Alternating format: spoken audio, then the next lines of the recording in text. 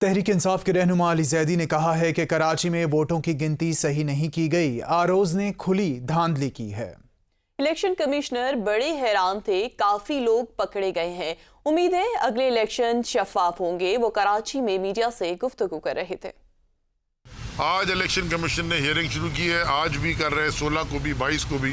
तो हम उम्मीद रखते हैं कि ब्लैक एंड वाइट डॉक्यूमेंट्स जो हैं साफ सुथरे, जहाँ पे नज़र आ रही है कि खुली धांधली आरोज ने की है, और जहाँ प्रिसाइडिंग ऑफिसर नहीं पकड़ा, नहीं संभला इनसे, तो उन्होंने रिटर्निंग ऑफिसर को मिला के रिजल्ट चेंज कर दिए। तो इलेक्शन कमीशन से उम्मीद है, और वो बड़े हैरान थे जो इलेक्शन कमिश्नर्स जो ऊपर बैठे हुए थे।